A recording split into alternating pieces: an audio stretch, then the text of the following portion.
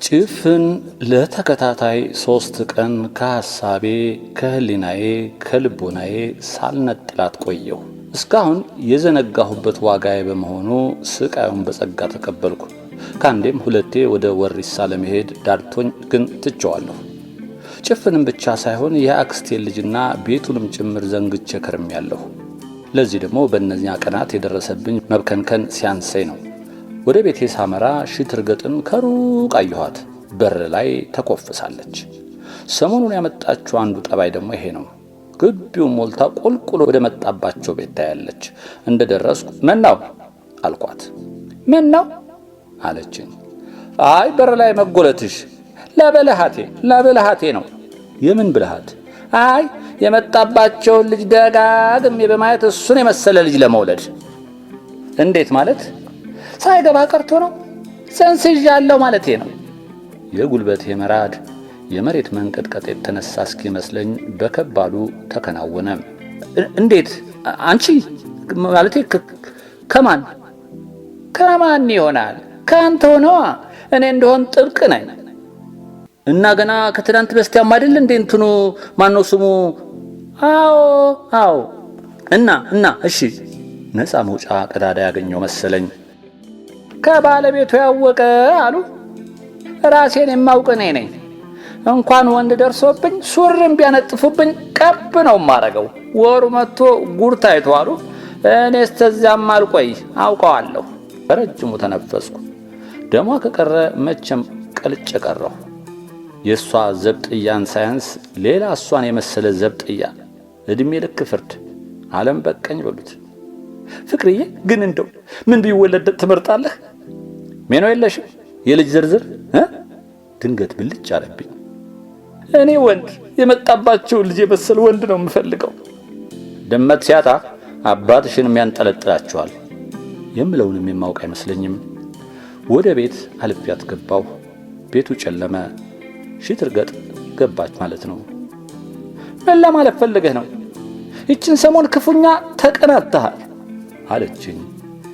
ያስመዘገብኩት ድል በጊዜ ርዝመት እየደበዘዘ መጥቷል ማለት ነው። ሌላ ድል ለማስመዝገብ መሞከር ያልተረጋገጠውን የልጅ ነገር አላረጋግጥም። አፈጠጥኩባት። ምንስ ብልህ? ዋ ምን አባትሽ ትሆኚ? አባቱን አንተ ዘረቢስ ዋ አልኳት። እየገባሁበት ያለው ጸብ እንደ ወንዞች ተረት መሳቂያ እንደሚያደርገኝ አላጣሁትም። በሰፌድ ተራራ እየገፉ ግፉ ተንጣጣ እንዳሉት አይነት ራሴን መገሰጥ ተሳነኝ። ዋ ዛሬ አልኳት። ወንድ ነህ አለችኝ። ለወንድ ከዚህ የተሻለ ምን ድንበር አለው? እንግዲህ የቀረኝ አይነን ጨፍኜ ወደ ድብድቡ ማምራት ነው። ምኗን መምታት እንዳለብኝ እንኳ በቅጡ ሳላገናዝብ ዘልዬ ተንጠለጠልኩባት። ተንገዳግዳ ከመውደቅ መትረፋ ትዝ ይለኛል። እጇ ምኗ ላይ እንዳረፈ አላውቅም። አይኔ እንደተጨፈነ እጄን ስሰድ ቆየሁ። አይኔን ስገልጥ የሽትርገጥ ፊትና ቤት ተዝረክርኳል። ጆሮዬን ስከፍት የሚስቴ ጩኸትና የጎረቤት ሃይሃይታ ቤቱን አፍኖታል። እጄን ሰድጄ ፊቴን ስዳብስ እኔም ደምቻለሁ። ነገሩ እንዳይሆን ሆኖ መደምደሙ ከደሜ መፍሰስ በላይ አስክሮ አዞረኝ። እንግዲህ አንበርብር በተደፈርኩ ይጎፈላሉ። ልጃቸውን አፋተው ይወስዳሉ። ለእኔ መጥሪያ ያመጣሉ። የሞተ የመሰለ የመድፈር ፋይል ከጭንቅላታቸው ቀና ይላል። የገዛ ፊርማዬ እንደ ከሃዲ ልጅ በገዛ ራሴ ላይ ይመሰክርብኛል። አርማጌዶን ይሆናል። አይጉዴ!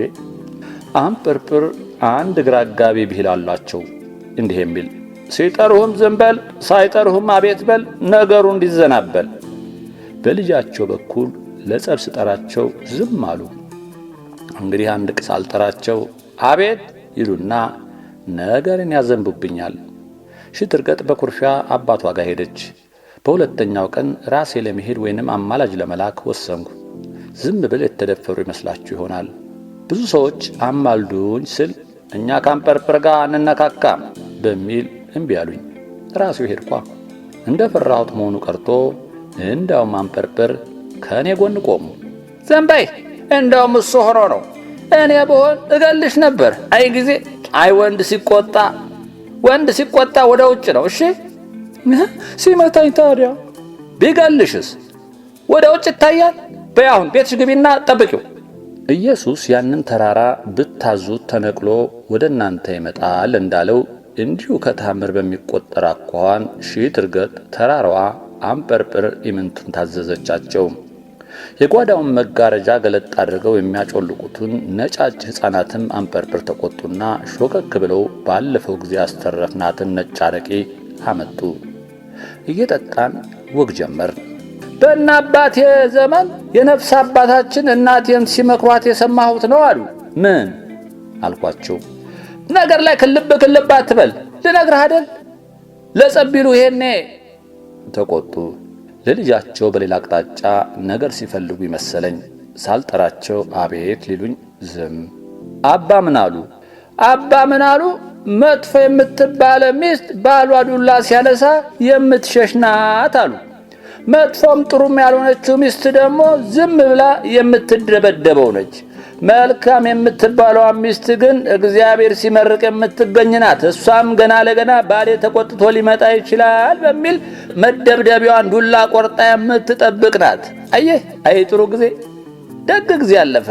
በመሟጠጫው ላይ መልካም ሚስት ተገኝታ አረቂያቸውን በአንድ ትንፋሽ ጨለጡም። እኔም እሳቸውን ለመምሰል ንዴታቸውንና አጠጣጣቸውን ኮረጅኩ። መልካም ሚስት ባገኘኋት በልጃገረድ ደንብ ባገባኋት ነበር አሉ ቀልድ በማይመስል አኳኋን። የአንጰርጵር የግል ጠባቂ እስክመስል ድረስ ዱላ ሲይዘው ያስከትሉ ጀመር። በከንቱ ውስጥ ያሉትን ጠጅ ቤቶች በሙሉ አንድ ባንድ እያልን አሰስናቸው። በርግብ ጠጅ ቤት አንድ፣ አምባጓሮ ጠጅ ቤት ሌላ አንድ፣ ይታጠቁ ጠጅ ቤት አንድ፣ አርማጌዶን ጠጅ ቤት አንድ፣ ጠቢያሌ ጠጅ ቤት አንድ፣ ሰንጌ ጠጅ ቤት አንድ። በመጠጣት ሳይሆን በመዞር ይዞርብኛል። በየገባንበት ጠጅ ቤት አንጰርጵር ጠብ ለመለኮስ ያጀበጅባሉ። ማንም ደፍሮ እሳቸው የያዙትን ጠብ የሚገፋበት የለም። በዚህ አኮራኸኝ ይሉኛል ብዬ ሳስብ ንቀት ነው አሉ። እንዴት? መከበር መፈራት ሌላ ነዋ። ስትከበር ስትፈራ የመታኸው ነው ዝም የሚልህ፣ የተናገርከው ዝም ካለህ ንቀት ነው። እንዴት አረጋግጡ አልኳቸው። ይኸውልህ እዛ ማዶ ያለው ያ ቀይ ዳማ ፈንክቼ ክሼዋለሁ። ቢፈራኝ ኑሮ ይናከስ ነበር። እዚህ በእኛ መደዳ ጠይሙ ይሄ በግረጋዴው በገፎልኝ ሂሳብ ተቀብሎኛል። ይሄ ሳያንስ ደግሞ የቆዳዬ ምናምን ሳይጨምር በአገር ዋጋ ገዝቶኛል። ቢፈራኝ ኖሮ በገፎልኝ ያስከፍለኛል። ቆዳ በአገር ዋጋ ይገዛኛል። እንደ ተራ ሰው ከተዳደርኩ ምኑን ሐኬተኛ ሆንኩ? ምኑን ተፈራሁ? አሁን እድሜ ላንተ ነገሩ ሁሉ አስተካክለዋለሁ። ግራ ተጋባው። እንዴ ደብድቦ መካስ በአገር ዋጋ መሸጥ መደፈር ነው እንዴ አልኳቸው። አንተ ከንቱ ዝም በል። መቼ ይሆን ነገር የሚገባህ? ለአንበሳ ያበድሩም ካበደሩም አይጠይቁም። አልሰማህም እንዲህ ሲባል? ይህን ካላወቅ ምኑን ያደርግ ልጅ ወንክ? በአባቴ በኩል የሚያጠቁኝ ብዙ ቦታ እንዳያደርሰን እኔም እሰጋለሁ። ስጋቴን ግን አልነገርኳቸውም። በቀጣዩ ቀን ጠዋት አንጰርጵር ሰው ላኩብኝ። ሰው ላይ ያለኝን ዕዳ ሁሉ ስለምሰበስብ በስሌት እንድትረዳኝ አሁኑና። መልእክቱ ውስጥ ግራ ያጋባኝ ዱላህን እንዳትረሳ የሚለው መደምደሚያ ነበረ። በዱላ ሂሳብ ይሰላል። ለማንኛውም ዱላዬን እንዳያዝኩ እሳቸው ጋር ደረስኩ። አንጰርጵር እንደ ሰባኪ ጋቢያቸውን አገልድመው ጥጉን ይዘው ቆመዋል። እንደ ምእመን እጃቸውን በትህትና ወደ ኋላ ያጣምሩ ሁለት ሰዎች ፊት ለፊታቸው አሉ። ሰዎቹን አወቅኳቸው። ማታ ያሳዩኝ በግ ነጋዴና ተደብድቦ የተካሰው ነበሩ። አንጰርጵር የኔም መግባት እንዳረጋገጡ ዱላቸውን ግድግዳ አስደግፈው ስብከታቸውን ጀመሩ። ዕዳ ጥላ ነው አይለቅም፣ ይከተልሃል። ጠጅ ቤት ሂዱ፣ ሰማይ ቤት ግቡ፣ አይለቅም፣ ይከተላል። ዛሬ ዕዳችሁ ስትከፍሉኝ ለእኔ ብቻ ሳይሆን ለእናንተም ረፍት ነው እና በግ ነጋዴው አቋረጣቸው። የምን ዕዳ ነው የሚያወሩት? እኔ በበኩሌ ከእርሶ ጋር በገንዘብ ተዋውዬ አላውቅም። ተው እንጂ አሉ አንጰርጵር። መናዋቻ ምን አለ ዘመንም መለወጫ የበግ ቆዳ አልሸጥኩልህም? ሸጠውልኛል። አንተ ብትረሳን ያረሳን። ቆዳውን የገዛኛ 12 ብር ነበር። ወዲያ ብዙም ሳይርቅ ሌሎች ቆዳ ነጋዴዎች 14 ብር ሲሉ ጆሮ ጥልቅ አለ። አንጰርጵር ወደ እኔ ዞረው እንዳስላላቸው ምልክት ነገሩኝ። 2 ብር አትልም? ብዙም ሳይቆይ ለመስቀል በዓል ቆዳ 20 ብር ገባ። 8 ብር አትልም? ብዙ ሳይቆይ ለጥምቀት ቆዳ 28 ገባ። ሰማሁ 16 ብር እከልበት። ለፋሲካ ጭራሽ ናረና 32 ብር ገባ። 20 ብር አትልም? አሁን በቅርቡ ላለፈው ዘመን መለወጫ 38 ብር ሆነ። 26 ብር አትልም? በግ ነጋዴው ነገሩ ሁሉ ተዘናብሎበት ፈዞ ቀረም። አንበርብር ወደ እኔ ዞረው ዕዳውን አስላና ንገረኝ አሉኝ። ወለድ አልበላበትም፣ የተጭበረበርኩበትን ብቻ በተሰላው መሰረት በረድፍ ቁጭ አርግ። ለእኔ ደግሞ ምን ሸጡልኝ ሲል የተካሰው ሰው ጠየቀ። ለአንተስ ምንም አልሸጥኩም፣ ብቻ ትዝ ይልህ እንደሆነ አምና ፈንክቼ ካሳ በልተህብኝ ነበረ። ሽማግሌዎች 50 ብር ይበቃሃል ሲሉህ ያለ 100 ብር አልካስም ብለህ ትርፍ 50 ብር ዕዳ አስቀመጥክልኝ። ይሁን ብዬ ስኖር በዚያ ሰሞን እዚህ ጎረቤቶቻችን ተፈናክቶ 25 ብር ሲካካሱ ሳይ ጥቃት የገነፈለ። ስለዚህ ተገቢውን ዋጋ ወስዳ 75 ብር እንድትመልስ፣ ካልሆነም በብሩ ፋንታ በ25 ብር ሂሳብ 3 ቦታ እንድፈነክትህና ዕዳ እንድታወራርድ ነው ያስጠራው። ዱላቸውን ግድግዳ ከተደገፈበት አንስተው ለጸብ አመቻችተው ያዙት። መካከል ለመግባት ቃጣሁ። አንበርብር በአይነ ጥቅሻ ተቆጡኝ። በግ ነጋዴው እንበላቸው ያሉ መስሎት እየተርበተበተ የኔን አስላልኝ፣ በቃ ስላ ዕዳዬን ከፍዬ ልሂድ እኔ አለኝ። ሁለተኛው ግን አፍጦ 3 የከፈነከትክና 75 ብር ከመክፈል የትኛው እንደሚሻል የሚያሰላስል መሰለ። አሳዘነኝ። የመጣ ይምጣ በሚል ጣልቃ ገባሁ። አገባቤ ላይ ነገር ገደፍኩ። አንበርብር አልኩ። አንበርብር በል ከንቱ አሉኝ። የእርሶ ዕዳ አመዳደቡ ግን ከሕግ ውጭ ነው። ዝም በል እብድ፣ ገና ያንተንም አለ እሰላልሃለሁ። ልጄን ስታገባ ጥሎሽ ደንብ ነበረ። 5 ግራም ወርቅ፣ 2 ጫማ፣ ጃንጥላ፣ ሽቶ፣ ድሪና ሲሰላይትና የት መሰለህ? ይሄ ሁሉ ተሰልቶ ለአባቷ ገቢ ታደርጋለህ ገና። በዚያው ሰሞን አመሻሽ ላይ ከሥራ ስመለስ እሬ በከንቱ ተተራምሶ ደረስኩኝ። ግማሹ ወደ ላይ ግማሹ ወደ ታች ይሮጣል። ጉድ ጉድ ጉድ ይላል። ከተማው ቢቃጠል እሬ በከንቶች እንደ ቄሳር ኔሮ ከሳቅ ጋራ ያሞቁታል እንጂ ይደነግጣሉ የሚል ሐሳብ የለኝም። ከከተማ መቃጠል በላይ ምን ደረሰ? የጠብር ግፍ ጠጅ ቤት ጠጆች ብርሌያቸውን ይዘው በር ላይ ተቆልቁለዋል። ጠጅ ቀጁ ማንቆርቆሪያውን አንጠልጥሎ ያሰጋል። በጅምላ ጠየቁ። ምን መጣ? ሁሉም ዝም ሲሉ አንድ ንዴት የቀላቀለ ድምፅ ምላሽ ሰጠኝ። አንበርብር እጃቸውን ሊያገጁ ነበር። ሰውየውን አየሁት። በአንበርብር ፈንክተው የካሱት ነበረ። ዕዳውን መክፈል ያስከተለው ምን ማዕት ደረሰ አልኩኝ። የመጣባቸው ልጅ የልጅ ልጃቸውን በገመድ ሊያንጠለጥላት ሞክሮ ክብደቷን በምን የቻለው? በልብ ብቻ ይሆን? ያሰበውን ሳይሳካለት ተደረሰበት አሉ። የእሳቸው ግፍ እንኳ ለሥጋ ዘመዶቻቸው ለጋብቻውም ይተርፋል። የነገር መድፊያውን እንዳልሰማሁ አለፍኩት። ተስፋ እንዳጣ ረሃብተኛ አውሬ ተንደፋልፎ ሊመገበኝ እንዳቆበቆበ ታውቆኛል። አንበርብር ቤት ስደርስ ጋቢያቸውን እንደለበሱ ነጭ ድመት መስለው በሰዎች ተከበዋል። እንግዲህ ቁርጡ ደረሰ። በቃ እሱም መክሰስ ምንም አይፈይድም። አንጠለጥለዋሉ። ከዚያ አባቱን በገመድ ሸመቀቀዋሉ። የአንበርብር ፉከራ ውሃ ላነሳለኝ። በተለይ መጣባቸውን ለማንጠልጠል ቢሞክሩ እንደመጣባቸው ልጅ ሳይሳካላቸው እንደሚያዙ ሞን ነው። ገመዱን እየጎተቱ ቀርቶ እየተንጠለጠሉ መጣባቸውን አይሸመቅቁትም። ይሄን አያውቁም። ጎረቤቶች ይለምኗቸዋል። ሽት እርገጥ ከጓዳ መጣች። ትነፋረቃለች ብዬ ገምቼ ነበረ። ቆምጨጭ እንዳለች አባቷን ተቆጣች። ሙያ በልብ ነው፣ እስቲ ዝም በልማ አለች። ነገሩ ያለው ሽት እርገጥ ጋ ነው። ከፈለገች የመጣባቸውን ልጅ እንደ ሳንቲም በመሐረብ ቋጥራ ጡቶቿ ውስጥ ልከተው ትችላለች። ከዚያ በኋላ እንደ ፍርዷ መላላትና መጥበቅ የእስር ጊዜው ይወሰናል። እነዚያ የጡቶቿ ሐሩር ውስጥ አንድ ቀንም በሕይወት መቆየት እጅግ በጣም አዳጋች ነው። የትኛዋን ነው የመጣባቸው ልጅ ስል ሽት እርገጥ በጥፊ የመደርገም ያህል አስደንጋጭ እይታ ለጠፈችብኝ። እኔም በመሐረብ ቋጥራ ጡቷ ውስጥ እንዳከተኝ ፈራው። ትንሿ ነዋ አሉ አንበርብር። መቼም ለመጣባቸው ልጅ ክተት አላውጅም። ለመጣባቸው ልጅ ከናባቱ እኔ በቃለሁ። አንተ ሌላ ስራ አለህ። እፎይ አልኩ። እኔ ለመጣባቸው ልጅ ጦርነት ተጠባባቂ ጦር መሆኔ ለጊዜው ረፍት ሰጠኝ። የመጣባቸው ልጅ ከሬ በከንቱ ከጠፋ 2 ቀን ሆኖታል። አንጰርጰር ዱላቸውን ይዘው በአሳቻ ሰዓት መጣባቸው ቤት ዘው ቢሉም ሊያገኙት አልቻሉም።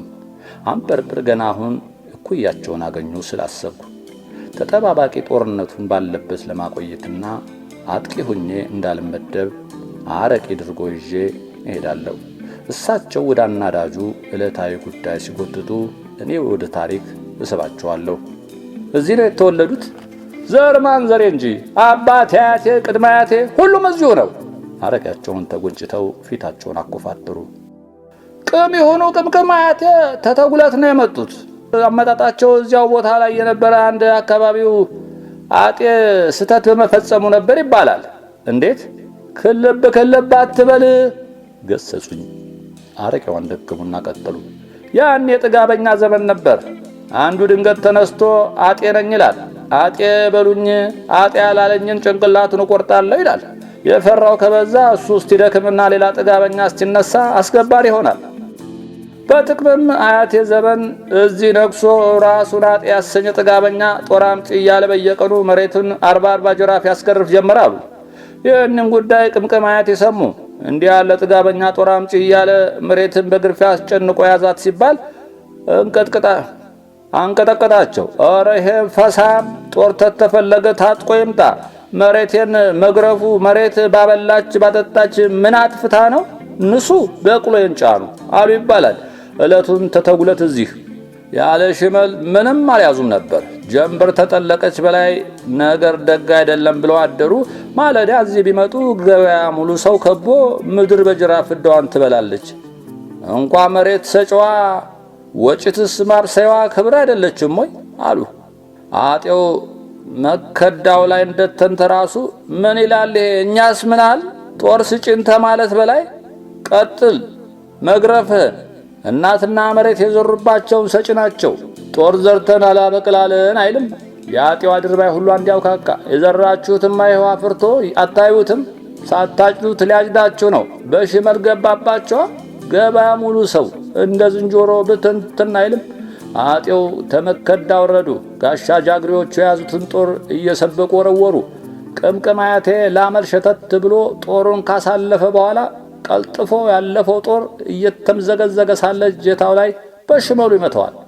ጦሩ የተወረወረበትን አቅጣጫ ትቶ በመዞር ወርዋሪዎቹን እያሳደደ መውጋት ያዛ። ጉድ ተባለ። ቀስት ቢወነጨፍ መሬት የወለደችው መቀጣጫ ሆኖ ወጣ ተባለ። ጥጋበኛው አጤ ቢፈረም መንተፍረቱን ሽመል ገጥሞ ሁለት ሲጀልጡት እየበረረ ቁልቁል ወደ ሪበከንቱ ወንዝ ተፈተለከ ይባላል። ቅምቅም አያቴ ሲከተሉ አጤው ሲበር ዕለቱን ጅማ ገብተው አደሩ። እንግዲህ ከጅማ መልስ ነው ቅምቅም አያቴ እዚህ ገብተው የቀሩት እልሃለሁ። ከብት ይመስል የፊት ፊቴን ስግጥ ያለፍኩትን ምድር ለአፍታም ዞር ብዬ ለማየት የገረመኝ። ይህን ያሰብኩት ጆቢራ ትምህርት ቤት ድረስ መጥተው ሲያስጠሩኝ ነው። ዳይሬክተሩ ራሱ እየተሽቆጠቆጠ ትፈልጋለህ አለኝ። ከ3 ሳምንት በፊት ግን እየጠራ ሲጋራ ግዛ ብሎ ይልከኝ ነበረ። ሳጅን አስከበረኝ። መጣው በላቸው ብዬ መልሼ ላኩት። ሆን ብዬ ነው፣ አለበለዚያ ምኑን ሁከተኛ ሆንኩኝ። ዳይሬክተሩ 3 ጊዜ እሺ አለ። አንድ አይበቃም ኖሯል። የመታዘዙን ፍጽምና በ3 እሺ ማረጋገጡ የፍርሃቱን መጠን የሚገልጽ ነበረ። ለመሆኑ ማን ነው የፈለገኝ? ወጣሁ። እኔም ኩይሳ በረገኩ። ሳላስብበት ከሆነ አሁንም ኩይሳን እፈራዋለሁ። መንበርከኩን፣ ማልቀሱን፣ መለመኑን ሳስታውስ ነው መበርገጌ። ጭፍን ተጸጸትኩ። እሷን ማስብ ልቤን ያከብደዋል። መንገድ እንዳጋጠመኝ እብድ በዝነ ህሊናዬ ስትመጣ ሆን ብዬ እሸሸጋታለሁ። የትምህርት ቤቱ በር ላይ የቆሙት ፈላጊ ጆቢራ ነበሩ። ወተት የመሰለ ጋቢ አጣፍተዋል። አዛውንትነታቸው እርቅን፣ ይቅርን፣ ታጋሽነትን፣ የሰው አለመፈለግን ይሰብካል። ምነው ልጄ ዝም ብለህ ተውከን አሉኝ። ምላሽ አጣሁ። ከብት ስለሆንኩ የፊቴን ስግጥ ልበላቸው። የእኛስ ይቅር በፓርቲ ላይ እንዴት አስችሎ ጠፋህ? በወህዴድ ጨከናል። ምን ማለታቸው ነው? ወደ ጉያቸው ስር እጃቸውን ሰደድ አድርገው ታሰረ የጥሪ ካርድ አወጡ። በርጠው አንዱን ዘረጉልኝ። ተቀበልኩ። የወሪሳ ህዝቦች ባህልና የታሪክ ሲምፖዚየም የሚል ርዕስ አለው። በጥያቄ መልክ አየኋቸው። ራሳቸውን በአዎንታ ነቀነቁልኝ። ባለፈው ስርዓት ባህላችን እንዳናንጠባረቅ ተደርገን ማንነታችን ተቀብሮ በጭቆና እንኖር ነበር። ጆቢራ የጥንቱን አልመስላሉኝ። አሁን ሕገ መንግስታችን ባጎናጠፈ መብት ተጠቅመን ባህላችን ማዳበር፣ ማስፋፋት፣ ማስተዋወቅ ችለናል። ያ ሁሉ ለዛቸው ምን ዋጠውና ገረሩ፣ ደረቁ? ፖለቲካ ለዛ ማድረቂያ የባህሪ ስጦ ይሆን? አንተም ምዝጉብ አባል በመሆንህ ቀደም ብለህ በመደራጀት ብታግዘን ድርጅታዊ ትስስር ይጠነክራል። በፖለቲካ እየተራቀቁብኝ መሰለኝ። በመጨረሻም ከኦህዴድ ጋር መጪው ኑሮ ፍስሐ ነው ሲሉ መፈክር አሰሙኝ። የግዴን ነው አልኩ። እናሸንፋለን ማንን ሳስበው የሚሸነፈውን ለማንኛውም መፈክር አይመረመርም፣ ዝም ብሎ አንጠራጠርም ማለት ነው። እኔም አልኩኝ